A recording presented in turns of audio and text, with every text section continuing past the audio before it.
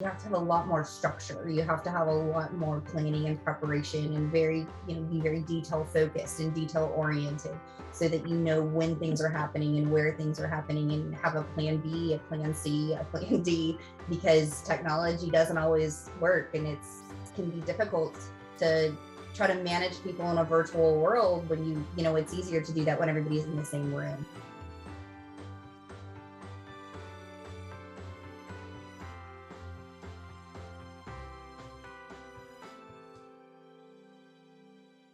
Hello, everyone.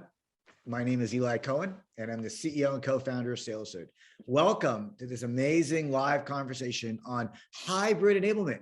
What's working and what's not?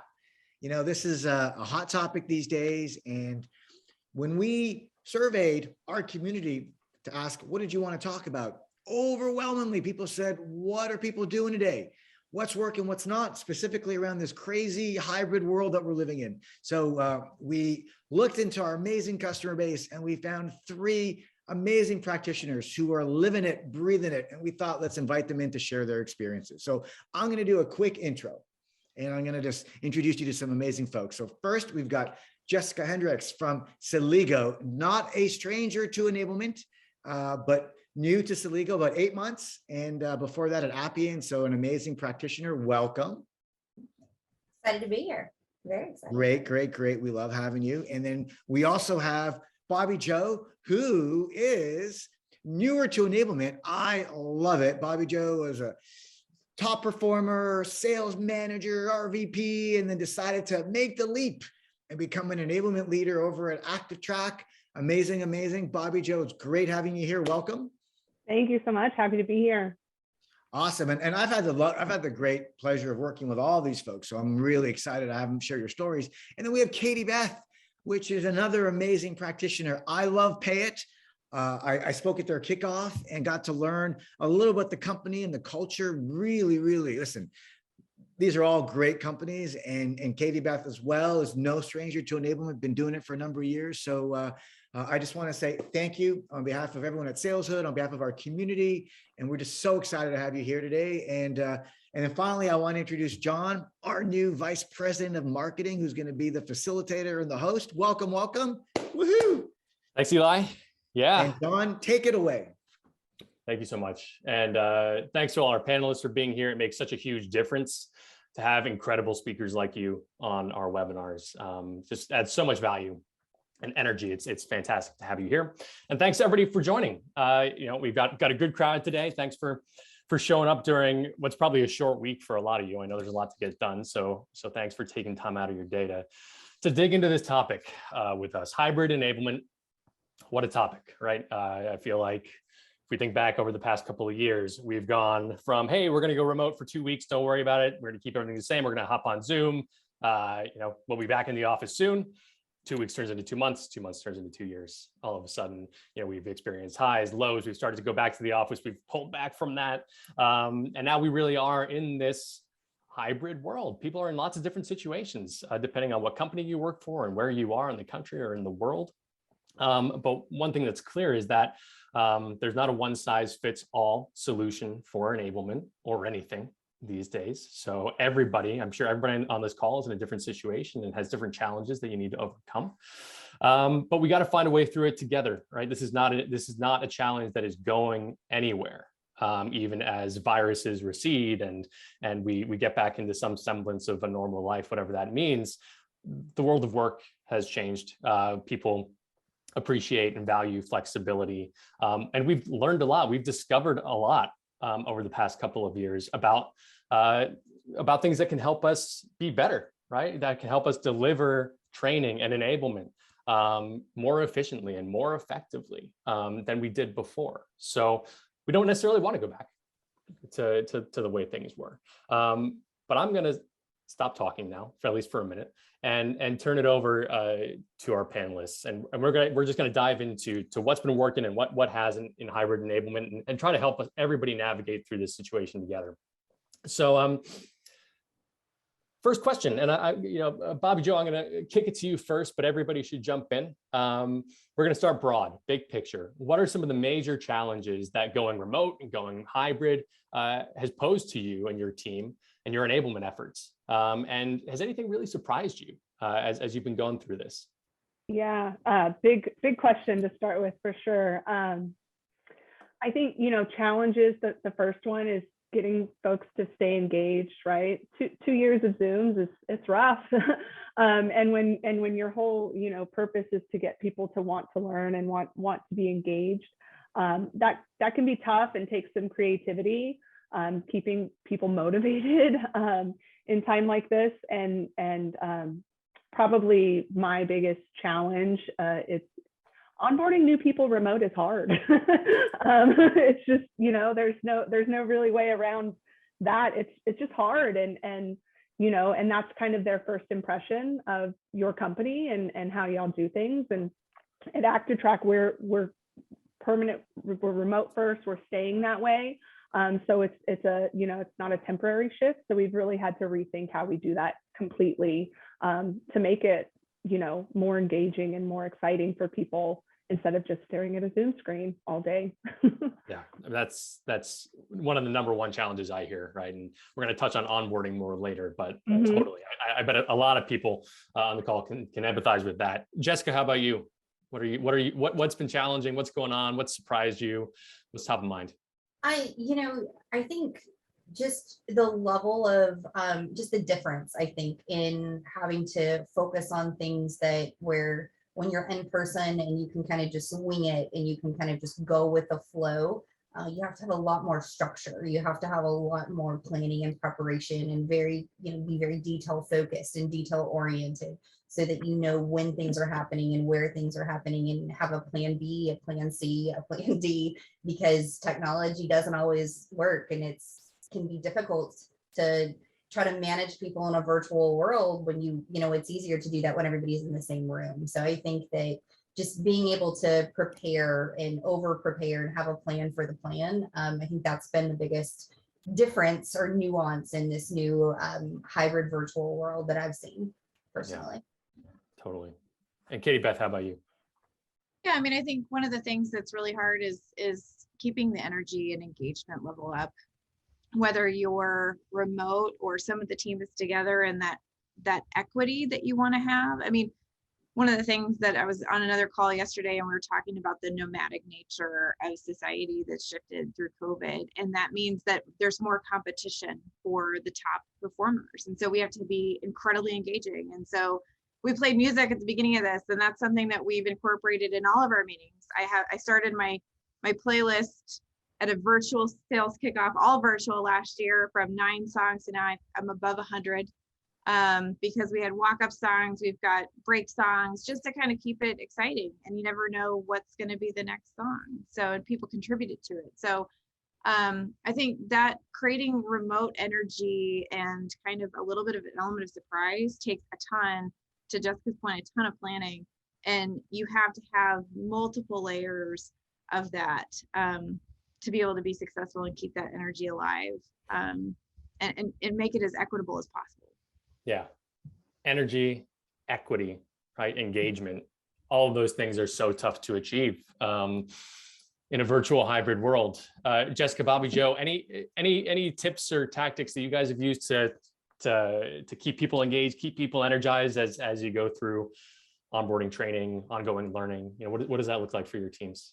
One of the things that I mentioned, you were talking about equity, just inclusion is so much more difficult in a virtual world. So I feel like as a sales enablement practitioner and as sales leadership, it just becomes more and more apparent how much you really have to pull and engage on people. So being cognizant of making sure your Ds are kind of not dominating the conversation, your high Ds are not dominating the conversation, and that you can pull some of those additional personality types into the conversation and making sure that they're included in any activity that you're doing. So being cognizant of that in meetings and making sure to literally call people out, and not in a good way, but in a positive way, to ask them to share their thoughts or share their feelings or their experiences when you're walking through a meeting or even a training. And just having everybody kind of be on the same page and allowing them an opportunity to have a voice when they may not have wanted to have a voice in a virtual world previously.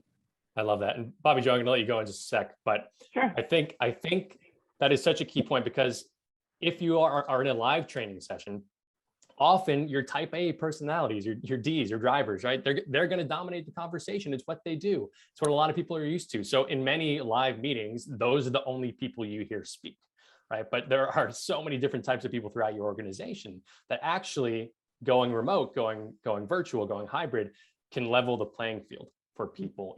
If you use tools like recorded video, for instance, if you have a platform that can deploy video that contains a training session, contains a pitch example, whatever it is, everybody can go and watch that video. They can watch it on their own time. They can respond to it on their own time.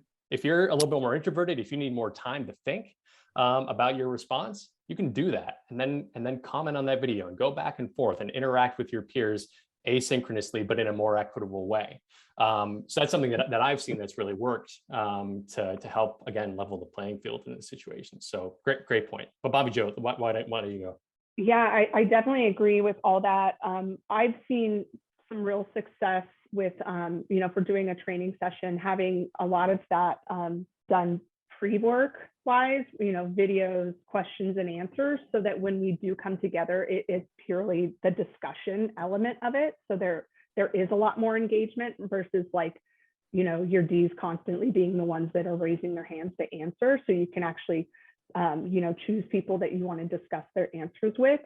Another really interesting way that we've done this is kind of giving some of those people that maybe don't usually speak up ahead of time the opportunity to speak by prepping them beforehand, saying, hey, we really want to call out your deal and want you to talk about this win. But instead of putting them on the spot, hey, are you cool with sharing this? And giving them that opportunity beforehand to prep for that. So that way more people can get involved instead of just the same few people that tend to speak up most often in meetings. And it really helps kind of drive the conversation in different directions for sure. Awesome. Any other challenges that you guys want to talk about before we jump into the next section? All right, let's keep the conversation going, and definitely, guys, keep your thoughts coming in the chat. Let us know what you're thinking. Eli's got his eye on questions, so ask your questions as we go, and let's make this a free-flowing conversation. So we touched a little bit on onboarding just now. I think onboarding is such a crucial experience, period, like we were saying, when it comes to joining a company. This is where you learn the company culture. This is where you learn what your day-to-day looks like. If you are in sales, it's where you learn the pitch. It's where you get ready to go out into the world and do your job. And if onboarding fails, there's a very high likelihood that you will fail, right? So no pressure. No pressure. It's easy. We don't need to worry about it. No, I mean, this is a huge deal. So how do we think about hybrid onboarding? What are some of your suggestions to make the hybrid onboarding experience more impactful, more effective, and tee people up for success? Katie Beth, why don't you just kick things off? Yeah, I mean, I think one of the things you mentioned at the beginning, John, is that this has been just such a free flow of whatever today brings is going to be what it is. And so we really started with all virtual. So utilizing SalesHood, we've been on SalesHood for about 18 months now. And so utilizing that, but then there's also kind of our schedule where we bring people in for during the first 3 weeks that they're at Pay It. And then they have at the same time kind of recommended paths to take in SalesHood, but it's not everything. One of the other pieces of feedback that we've gotten and incorporated is we've done some panel training where that kind of quiet person or team member is kind of interviewing the panelists, such as we're doing today, and talking about what was hard when they started and what did they find really helpful when they 6 months later. Just to kind of have some variety for one, because we all need that variety in this hybrid world, but also making sure that we've touched on, what did people learn from these things and what individual stylistic things came out of that. So some people really have said, yeah, the videos have been really helpful. And others are like, I would rather read a PowerPoint or a Google slide deck. And so that also allows people to individualize their learning experience. And you're starting to hear how people prefer to be trained, which has been really helpful for me as a team of one, and I know many of you are, is to figure out, like, am I hitting all the different learning styles and what else is out Yeah, again, it's not one size fits all, right? Right. You have to, and you actually have the opportunity to tailor training and onboarding to personal learning preferences, maybe even more now so than you did before. It's great. Jessica, how about you? One of the things that we are actually just now in the process of launching, but we really recognize it as a missing piece is, when you pre-COVID, when you onboarded, you were typically in person for however many days, and you kind of got to like bump shoulders with your peers and form like a tight knit group, and kind of got that water cooler. You kind of learned a little bit more about like the lay of the land, and just were able to pick up some of the things, and that element really kind of fell off during a virtual experience. So we've recently been working to implement a formalized mentoring program. And so one of the requirements in that mentoring program is to make sure that the mentor is giving the mentee some of that like water cooler experience and tribal talk, so that they have a better understanding of just the culture. And they've got that better, as close as I feel like we can come to being in person and to being able to walk the halls of a building and understand like how people are working and what they're doing. That's the best way that we at this point have kind of seen how to get that in a virtual world until we can actually go back to an in-person setting. So that's been really helpful for us. Like I said, we just actually formalized it as a program, and kind of, if you're a mentor, here are the things that we're holding you accountable for. And it's taken off really well, and we've seen some really great feedback so far. So I was going to ask, so it's going well. You're feeling good about it. That's great. That's great. I love that. Yeah, I mean, how often do you come into a company and you feel like you're alone, right? Especially if you're remote. It's hard enough when you're in person. You don't know what you're doing. Sometimes you just have a laptop on your desk. I've been in that situation. I sit down at my desk. I've got a laptop, and that's it. That's onboarding. So I think it's great. It's great to have more support, especially in a virtual environment. Bobby Joe, how about you? Any thoughts on onboarding? Yeah, totally agree with Jessica. We've implemented a buddy system, so to speak, and it's been super successful for all the reasons she mentioned, getting that tribal knowledge out there. But also sometimes new hires just have questions that they maybe don't feel comfortable asking a manager, right? So it's someone that they can go to that there's no, fear of who, is this not a good question, right? The other thing that was really huge for me, and this was just drilled into my brain early pandemic when I had a kindergartner doing Zoom kindergarten, is a mix of both synchronous and asynchronous learning. And, shameless plug for Saleshood, y'all have been very instrumental in that. Because just imagine having to be on Zoom all day your first week there and not being able to kind of like take some material and take your time with it and maybe rewatch it or watch it at your own pace. So I think having that asynchronous piece is really crucial, just to the world that we're in today, when you are onboarding someone, remotely or don't have the ability to bring them into the office at all for those first couple of weeks. So that has been a real game changer for me, is switching it up. So there is some asynchronous, and then a Zoom, some synchronous pieces here and there, just to switch it up. But I think that also helps with hitting the different learning types as well. Yeah. I can't say enough about it. Asynchronous, I think it's huge, and it can't be the only thing, right? You have to have those live moments of engagement.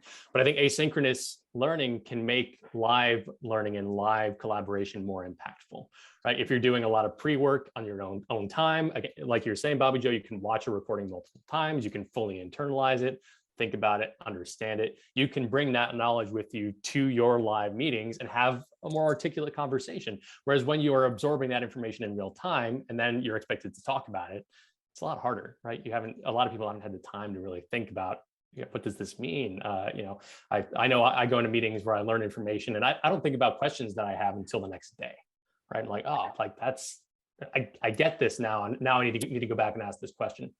So I think that blend, finding that balance between live and asynchronous is huge. We've been dancing around tribal knowledge, institutional knowledge. This is very important when it comes to onboarding. People come, people go. in a traditional environment, when somebody leaves the company, if they haven't documented everything they do, that knowledge goes away, right? And new hires have to start from scratch. How do you guys think about retaining institutional knowledge so that when somebody does come on board, that knowledge is there for them to absorb, to learn from, and to help build a foundation for their jobs? And I'll leave it open to any of you who want to jump in on that. Document. Yeah. Everything. And that was a big like scratch the record going remote, because you realized how much stuff was tribal and you couldn't just like pop over and say, hey, do you have that thing? So we at Active Track, we just, okay, let's try to document everything we didn't, and everything going forward has to be documented and has to live in a central place that everyone knows where to find it. So taking processes and defining them, and then basically evangelizing and making sure like the entire field knows, here's the process, here's how it's defined. Because I think, as we all know, sometimes it can be the Wild West. And so until you can tighten that up, you really lose that control, and you really lose, I know we have probably a lot of different thoughts and feelings of like, there's one sales process and one way, and there's only one way to close business. And we all know that that's not true. But the more we can be prescriptive, and it just in my experience, and the more we can actually very define the minute details of what are the process and how do we follow that and how do we operationalize these things, and then make sure that everyone's following those things as best we can. That's been the most helpful. And we're still learning, and we're still, making optimizations every single day. But that's been really critical for us. And with me coming on board just a few months ago, making sure that we're documenting, defining, and then operationalizing and evangelizing everything that we're doing from an overall sales perspective. Love it. Katie Beth, anything to add? Yeah, we record everything. So that way I can edit out, like if we're in the middle of a weekly meeting and we start talking about an objection and how somebody's handled it that week, like we record it so I can instantly throw it in. And one of the things that's been interesting is we expand SalesHood across the organization, which has been a longer haul than I wanted it to be, but it's coming to fruition, is that we've become the repository of the knowledge that used to be tribal, because we just hit record all the time. And now that's making it easier to expand across the teams, because anybody who starts at Pay It, regardless of sales team or product team, they're like, how can we get in that SalesHood thing? That's where all the knowledge is now. Yeah. And so, that also makes it easier for us people who are trying to create content at the same time. Because then you get content creation that happens more natively. And you can turn that content into training and learning content, right? Amazing. Wow. What a product. SalesHood. Sounds good. But no matter what platform you're using, having a way to capture that knowledge and store it centrally and turn it into an impactful piece of learning content. That's sort of the takeaway here, right? Let's figure out, how do we automate, how do we scale this process, so that, we have to document everything and be really rigorous about it, but it's also more natural. It becomes a more natural part of our work. And we already have a lot of the content that we need, because people are recording themselves every day, because people are creating content every day and storing it in a central location. Like, I think that's a really interesting premise that I think can help all of us, both in onboarding and just ongoing learning and ongoing training efforts, right? So fantastic. Let's move on to the next section, because I want to get to sales kickoffs, SKOs, SKOs, however we want to say it. Everybody's got a different term, but these are tentpole events for everybody. I'm sure many of the folks on the call have either just completed them or they're about to do them for the year. I'm also pretty sure that a lot of you were thinking about doing them in person and then didn't because of Omicron, and had to make last minute adjustments. But just like everything we're talking about, super important. This is where salespeople learn the pitch for the year. They get certified, they come together, culture is built, goals are set, momentum is built. So again, how do we do this effectively in a hybrid world when we can't necessarily get everybody flown in from around the world in a hotel room for 2 days to do this? How do you execute a successful hybrid SKO? And Jessica, let's start with you. You know, I think that, again, I go back to one of the things I said a few minutes ago. It's all, hybrid is so much different. It's all about the planning and it's all about the details. So how do you replicate an environment where people are sitting down to dinner and drinks and like just having, good conversations? And I think that there's definitely, I don't know if we'll ever be able to fully do that in a virtual or hybrid environment, but there are some ways, there's lots of vendors out there that do like team building activities. So for example, this year we used a team building vendor that came in and we played a game, and like one of the things was like a contest to see who could hold a spoon on your nose the longest. So just allowing yourself to kind of be more authentic and giving that space, especially in in an environment like sales kickoff where you can kind of, there's a time to learn, but then there's also a time to just interact with your peers. So trying to provide that space to be able to do that and be able to be yourself. I think that's really important. And so the more opportunities that you can do that, where you can have activities that are more hands-on, application driven, and not just solely focused on the knowledge transfer piece of where you're, giving them that information, but allow them to kind of get their hands wet in a virtual environment, hybrid environment, and interact with one another. And there's definitely tools out there that help you do that. And that to me has been one of the biggest pieces of how to kind of marry the two together in the best way possible. Yeah, that's great. Bobby Joe, how about you? Yeah, so we just had ours I think it's close to a month ago now. And like probably most people, we were planning to have it be as in person as we could. Some people would be joining hybrid. In about 2 weeks before Austin went back to stage 5, we were concerned about Omicron, and we had a big pivot, and it was all virtual.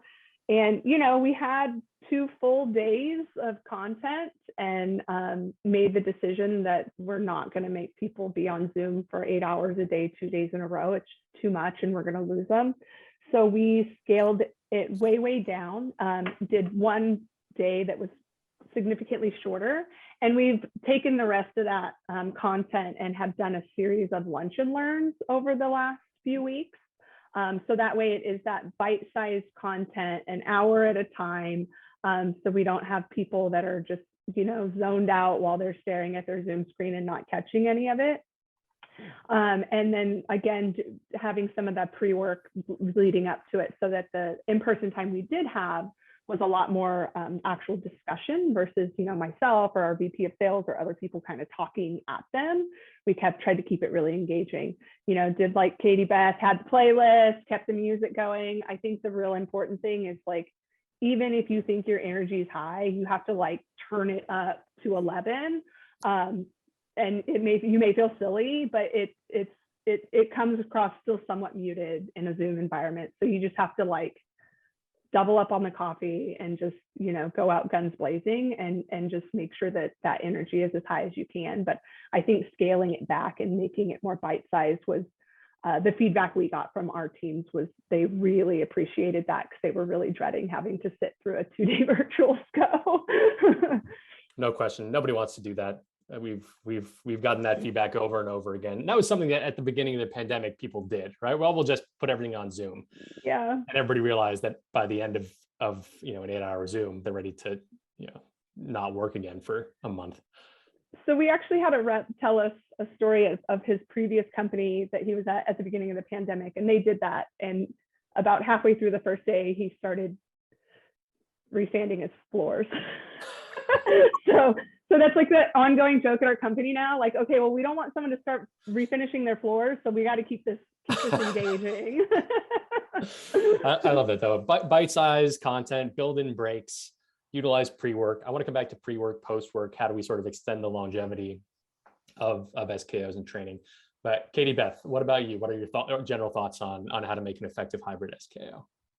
Yeah, so we had a very similar experience to Bobby Joe, what you were talking about. So we had our kickoff in January, and I planned to have a significant kind of productionalized experience for those at home. We had, there was kind of some vaccination, non-vaccination. To be in the office, to be in person, you had to be vaccinated. But at the same time, we have very important employees who have made a different decision. And so let's just embrace that and find a way to make it work.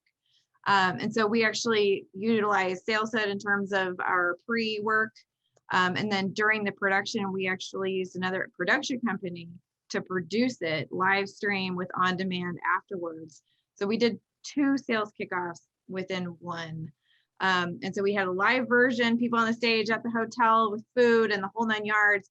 And then for those at home, they could actually see the entire experience while we were producing it. So that was fun. It's basically 2 SKOs at one time.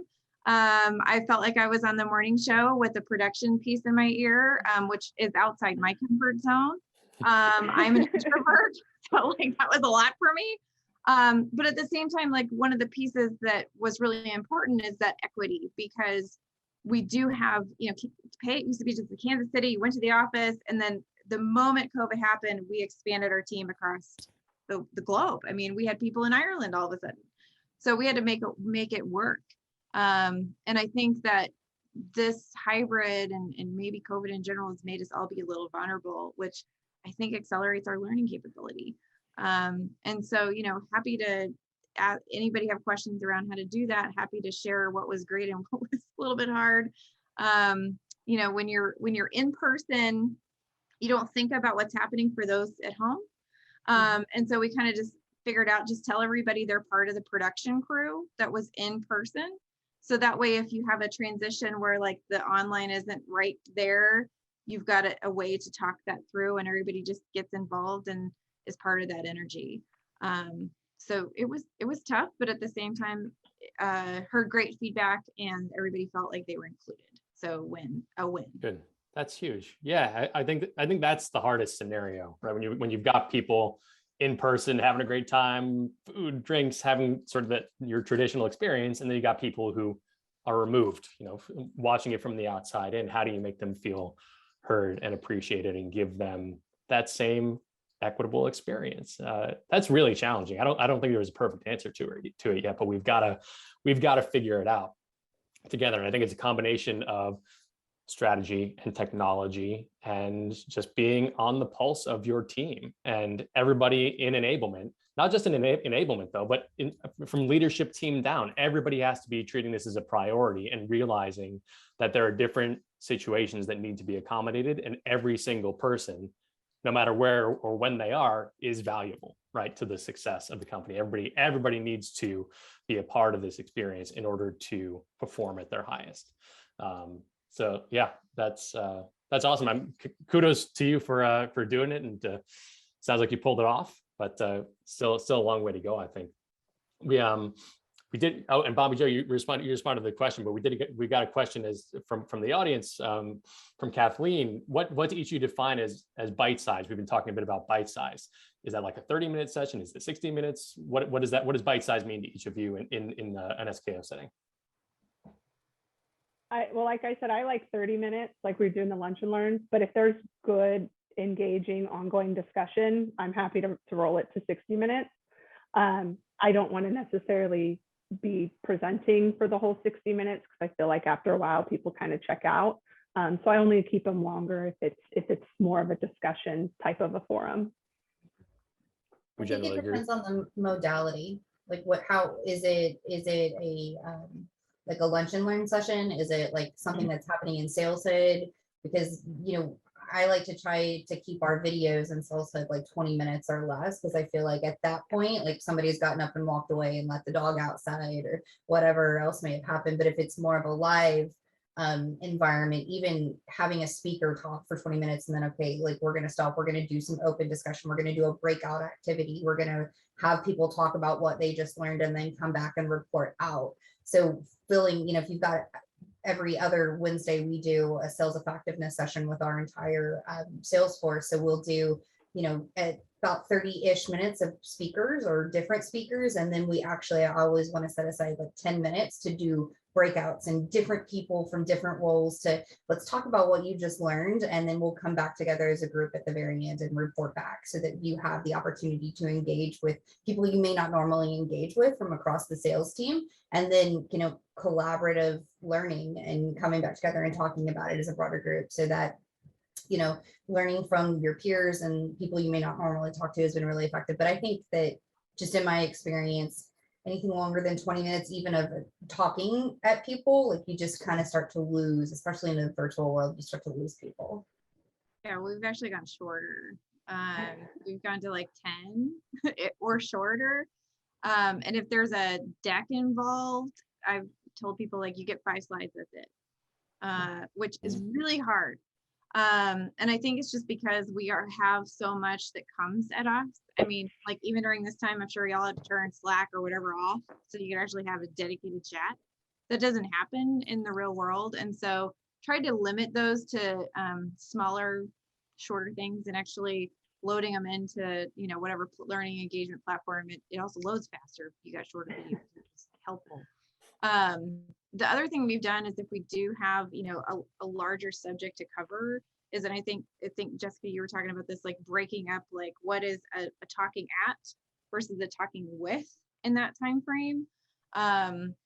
One of the other things we tried was having the panelists, some be virtual and some be in person for that hybrid experience, because I felt like it told those at home that it's okay to be virtual in a way.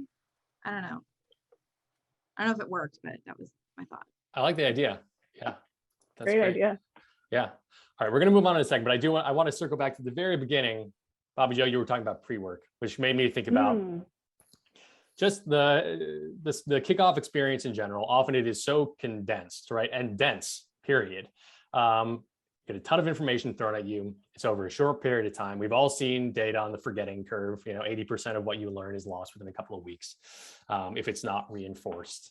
I think pre-work is actually really important to getting people to retain and engage with information. I think post-work is important, right? Reinforcement work of what was learned at the kickoff is important. But open question to you guys. I'm really just curious. You know, what do you think is the most effective way, especially in a hybrid situation, to make the learning from a kickoff session stick? You know, how do you get people to retain that information and use it over time when they need it? We use SKOs. Yeah. Yeah, we did the pre-work and then the discussions, and then actually we're doing the tail end of our lunch and learns, and the last couple are actual like refreshers of the sessions that we did and a little more practice of that, just to really cement it a little more. And then I think just revisiting it from time to time, right? And it doesn't have to be a full, 30-minute lunch and learn session, but hey, here's the quick refresher video. Let's do a quick little 10-minute chat on this on one of our stand-ups, and just kind of keeping the dialogue around it going so that it stays top of mind what those particular topics or trainings were. Yeah. Good.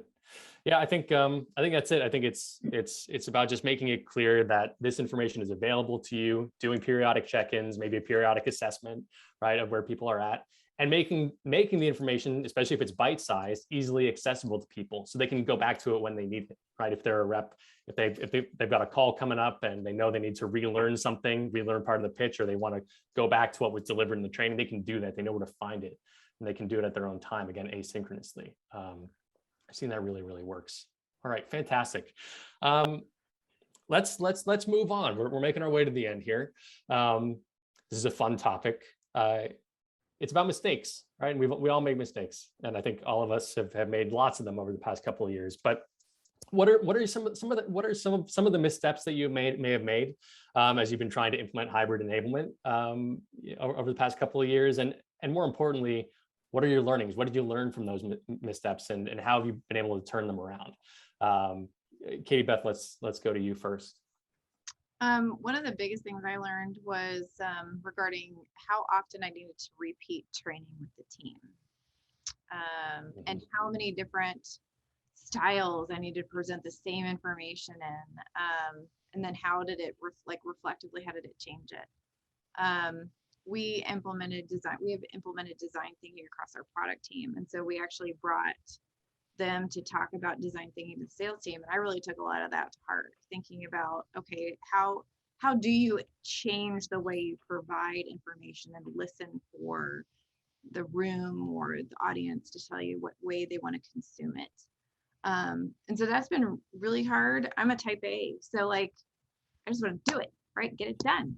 And waiting is hard. And so that's kind of been one of the biggest learnings I've had is to put out there what I think is the beginning of how to do the training and how to provide this information, and then being really open and pushing for feedback as fast as I can get it from different parts of the organization, because that'll make it easier for me to make sure I'm really driving home what I'm trying to train somebody on. Fantastic. Yeah, we can't work in silos, right? As much as we want to move quickly, but we've got to get buy-in from all of the key players, stakeholders. Yeah, fantastic. Bobby Joe, let's go to you. Yeah, similar thing. Speaking of the silos and working closely with my PMM team, realizing that enablement isn't just for sales, but it's for all of our customer facing teams. And sometimes our support teams or our CSMs or some of these other teams that aren't actually in like selling roles per se can kind of feel like they're off on their own little island. And they also need information at different times due to the nature at which they talk with our customers and when they talk with our customers. So we really built out a program, especially when it comes around like product releases or features or changes within the product, of like, when do these different teams need this information, right? Our support team probably needs it much earlier. Our sales engineers needs it much earlier than maybe the sales reps do. CSMs need it earlier because they have to hold the hand of the customers kind of through any changes that are happening. So we, I met with all of the leadership from all the different teams and said, hey, how would you like this presented to them? When do you think they need it before there's a change or a new feature in the product? And getting that outline and getting the buy-in from everyone really helps, because admittedly, at first we weren't doing it that well, right? Like we're just like, cool, we're going to do a training on this. And people are like, wait, what's going on? I missed the training. I don't know what's happening. And then the other really big one was, I think when we first went virtual, it's like, hey, we're going to do these every morning stand-ups, and because we want the team to come together and people to have some face-to-face time. And those really quickly became no value. People weren't turning their cameras on. You could tell it was just kind of an epic waste of everyone's time. So we pivoted and cut that down drastically. And we still do have our weekly one. There is an agenda. You're only asked to speak if you actually have something, so you don't go around the horn going, oh, nothing today, which I think is kind of a downer on those types of calls where you're trying to get the energy flowing in the morning. And instead of those other stand-ups, all of our leadership has set office hours where you're just hanging out on a Zoom and people can pop in and pop out as they need to. So that way, maybe your people that, don't want to raise their hand in the middle of a stand-up, but actually do have some questions either for an enablement person or any of the other leadership across teams, they can pop in and do that. And we encourage people to join, not just their managers, but across the whole team to kind of break down those silos as well. But yeah, very siloed. Yeah, that was a big learning moment. Yeah, that's definitely a developing theme. I want to dig into it a little bit more, but Jessica, why don't you go next?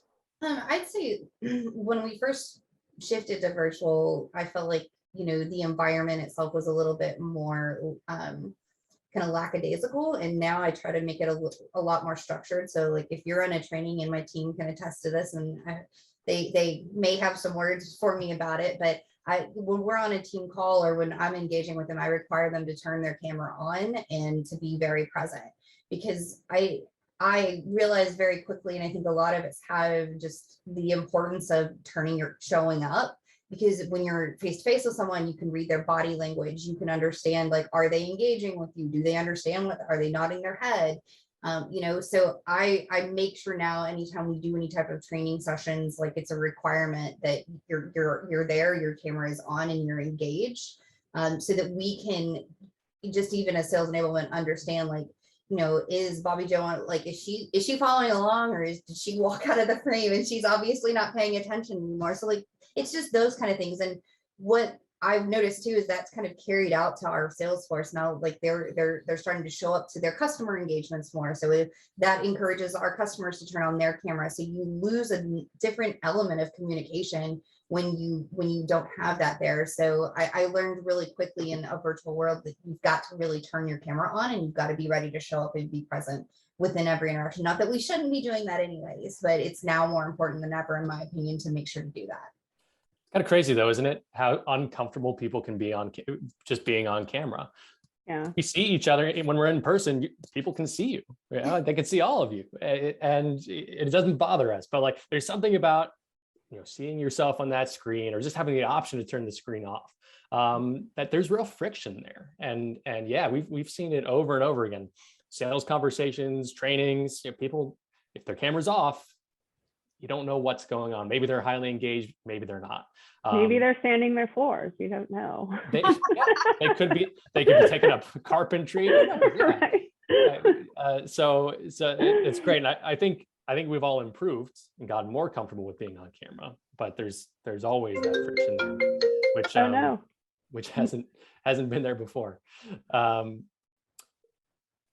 Before we wrap up, just one note. We talked a lot about silos just now, and needing buy-in from different departments, right? Needing to collaborate with different departments, talking about rollouts, not just for sales, right? But for product, for marketing, for CS. We're talking about the entire organization, right? Enabling the entire organization, not just sales.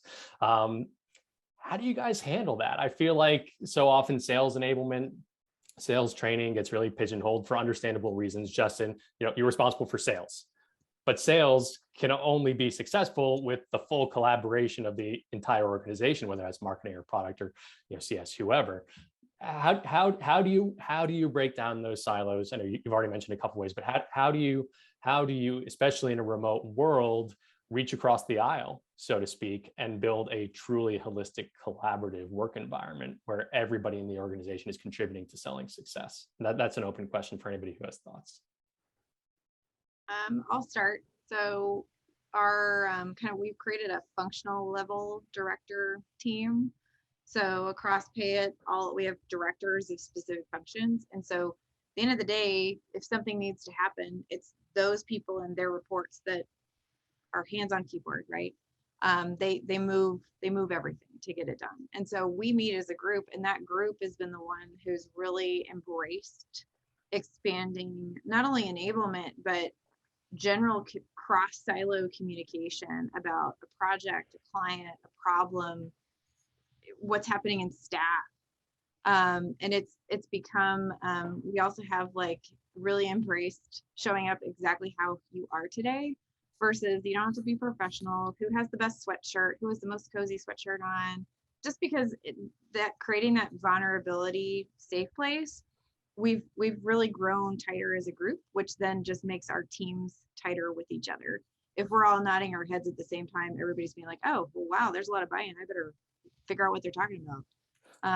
And so just creating that safe space for us to talk about the real issues has really accelerated. The second piece is that we've also white labeled within our company Sales Head to Skills Head, which instantly turns people to think, oh, I can use that. I'm not just in sales. That's a thing that happened right before SKO, and there's a lot of conversations that had to happen ahead of time so that would be embraced. The name change is not the only part of that solution, but I think it's helping accelerate it. That's fantastic. Any other thoughts? Yeah, I would say, obviously aligning with other departments and the leadership of those other departments, and not just getting their buy-in, but making them feel like they're part of it and understanding what's important to them for their team too. That has been really helpful, for myself. I think I'm fortunate in that within my company, everyone's like, yes, this is great. We finally have an enablement person. Please help us with this. So I probably get a little more participation from that. And the other way that we've been rolling out, like I said, we've been doing these lunch and learns since our sales kickoff and all the different trainings, is that we do make them available to everyone, even if it is a session that is more geared towards sales or more geared towards our support team. We invite everyone because we want people to explore what other teams are doing, right? So sometimes we get some of our engineers on a sales training because they want to know how we're talking about their product. That's their baby, right? How are we talking about the product? Or you get people that are, hey, I want to join some of these more technical calls because I want to have a better understanding. Or they maybe are exploring a different path that they want to take with their career. And so we really have an open door policy when it comes to that. Everyone's invited. It's not mandatory for everyone, but please join and check it out. And taking that approach, I found we get a much bigger buy-in from different teams that just kind of want to be a part of the whole. That's great. And that's a culture change, right? That's making it clear that we are a culture that appreciates participation from everybody. We appreciate curiosity. We appreciate participation and learning. That's not easy to do, but it sounds like you guys have done a great job. So that's awesome. I think a wise woman by the name of Siobhan Thatcher once said, create a culture of learning. And that really stuck with me. And I've been, that really resonated. And it's something that I try to do every time I'm thinking about these types of things. How do I create a culture of learning? Amazing. Any other thoughts on this? The only thing that I wanted to add that's really just helped me and my team, again, as I had started last year, was we had our first new product launch back in October, and we didn't quite do exactly what we wanted to do. So what that meant was I actually got together with our marketing team, our CMO, and our VP of product marketing, and kind of figured out how do we make this better. So since then, we actually created a bill of materials. So before we do any kind of new launch internally or externally, here's the timing that we have to have this bill of materials to train the sales organization and the supporting sales arm, so that we're all in alignment. And once we hit go, everybody is ready and at the starting line where they need to be and prepared. So that's really helped us, is in that's kind of carried over to different functions, to our services function, to say, before we launch or do anything new, like, here's the things that I have to have in order to train the sales organization. So we've mutually agreed upon that. And that's kind of the stance that we've taken to make sure that there are no surprises or nothing that just like pops up. Oh, you didn't know we were doing that? Oh yeah. So that's really helped us streamline some of the things that we're rolling out to the sales organization and just externally as well. Fantastic. Great, guys. All right. Well, I want to make sure we do leave a few minutes for Q&A here, and we're approaching the top of the hour. So I'm going to leave the core conversation here, and amazing thoughts. Thank you so much. Eli, do we have any questions from the audience that we can dig into for the final few minutes? First of all, that was amazing. So really, really, really great. And yeah, there is a great question. And I just wanted to my 4 takeaways, there's so much detail, but I love where you started with the orchestration. More orchestration and more planning is required. Everybody loved that. When you talked about inclusion and energy to equity, bam, there was a lot of energy around that in the feed. And the question I have that I'm going to share with everyone is around that one. I think creating water cooler experiences, the tribal knowledge sharing, really smart. And then, kind of building a strategy that has the right balance of synchronous and asynchronous. Those are really my 4 key takeaways that I walk away with. And so thank you. Really, I sat here just wow, it was great. And I know everyone else did as well. There was a question from Meredith. The question from Meredith is, so you talked about, inclusion and getting people to engage and share when you're pulling them together. How do you incentivize people to share? And specifically, you talked about that mentorship program. So how do you get people to share, or how do you get people to want to mentor and help their peers? The incentivization of that is an interesting question.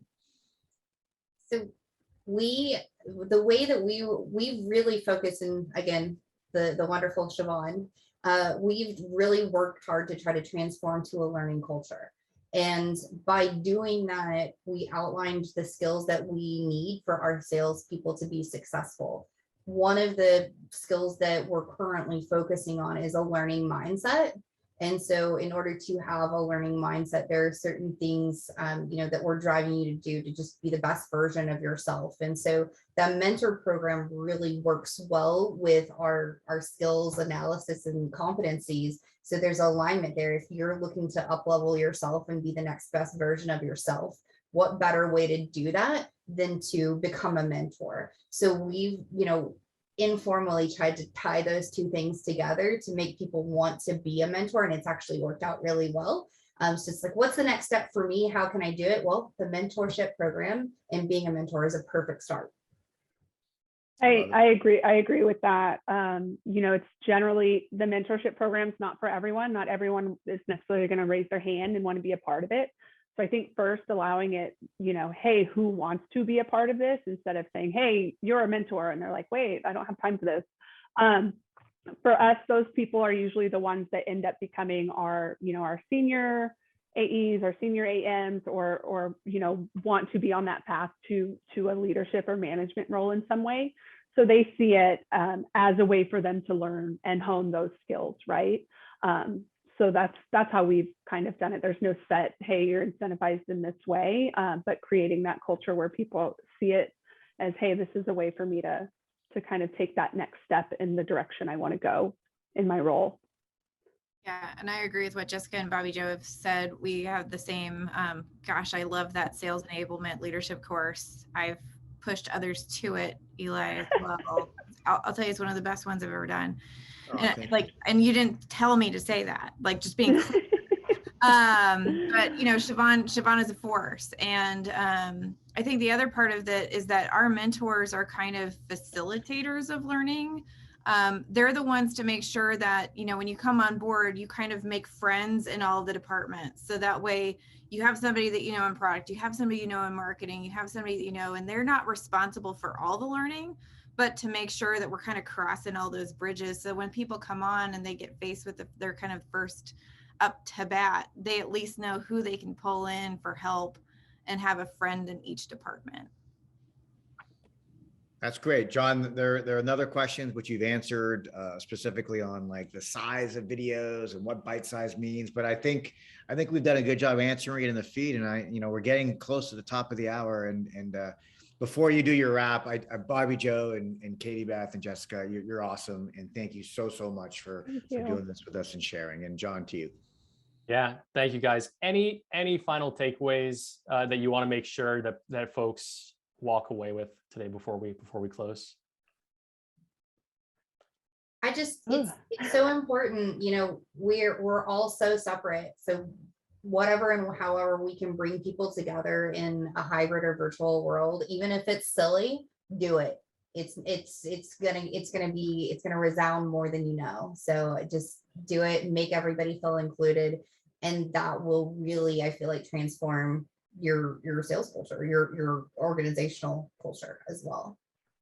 Yeah, definitely agree with that. And again, the creating a culture of learning, that's just been huge for myself, and trying to follow that, and knowing that if you want other people to show up, that you have to show up too, right? Turn it up to 11, and that type of energy, it can be infectious. So I think that if you show up and you're kind of like halfway there, most people are going to be halfway there. So know that you got to show up for them, and then they'll show up for you. Amazing.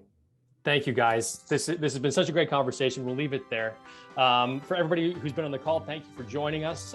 Great conversation in the chat. Thank you for engaging. All of this has been recorded. We'll share out the recording as soon as it's available, and you can rewatch it as much as you want, asynchronously, and think about it. And we'll leave it at that. Thanks everybody for attending, and stay tuned for our next webinar coming up next month. There will be lots more information about that soon. So until then, on behalf of SalesHood, thank you so much, and talk to you later. Thank you. Bye, guys. Thank you.